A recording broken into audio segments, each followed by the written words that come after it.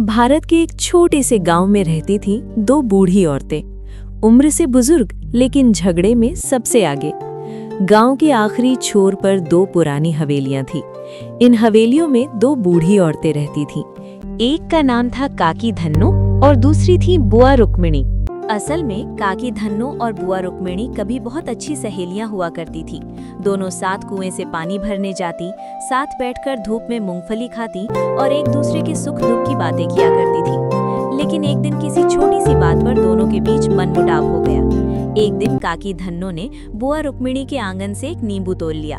बुआ ने देख लिया और बस फिर क्या था। बुआ ने कहा, अरे धन्नो, बिना पूछे नींबू तोड़ लिया?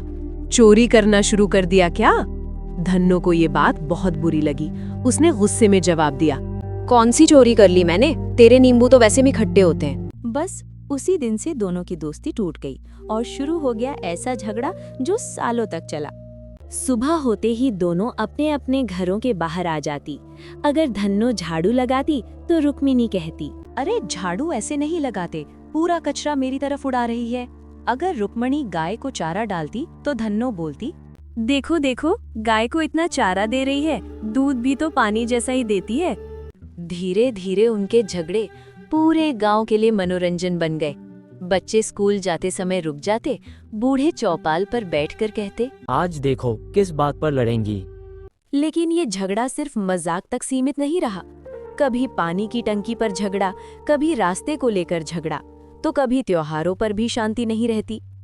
एक बार तो होली के दिन दोनों ने एक दूसरे पर रंग नहीं बल्कि कीचड़ फेंक दिया। पूरा गांव शर्मिंदा हो गया।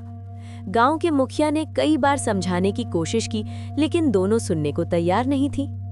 समय बीतता गया। धन्नो के बेटे शहर में नौकरी करते थे और साल में एक बार ही आते। रुक्मिणी की बेटी ससुराल में रहती थी। दोनों बूढ़ियां अंदर से बहुत अकेली थीं, लेकिन अपने झगड़े के कारण ये बात कभी किसी को बताई नहीं।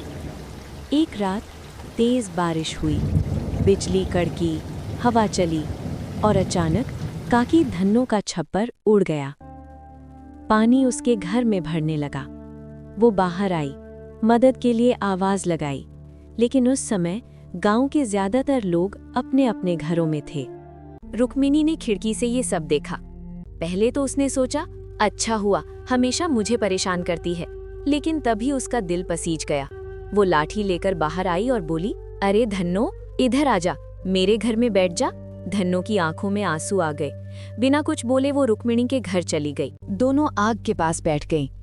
कुछ देर तक सन्नाटा रहा, फिर धन्नो बोली, रुक्मिणी, गलती मेरी भी थी। नींबू वाली बात पर मुझे माफी मांग लेनी चाहिए थी। रुक्मिणी ने गहरी सांस ली। और मुझे तुझे चोर नहीं कहना चाहिए था।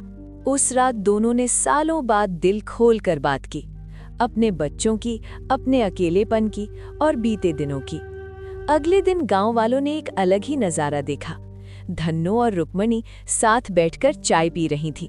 गांव के बच्चों की आंखें खुली की खुली रह गईं। धीरे धीरे दोनों ने एक दूसरे की मदद करनी शुरू कर दी। कभी धन्नो रुक्मिणी के लिए रोटी बनाती तो कभी रुक्मिणी धन्नो के कपड़े धो देती।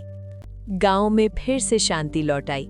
अब लोग कहते, अगर ये दोनों सुलह कर सकती हैं तो कोई भी कर सकता है। कहानी की सीख, छोटी बातों पर झगड़ा करके हम अपने रिश्ते और सुकून दोनों खो देते हैं। माफी मांगना कमजोरी नहीं, समझदारी है। अकेलापन प्यार और बातचीत से ही दूर होता है।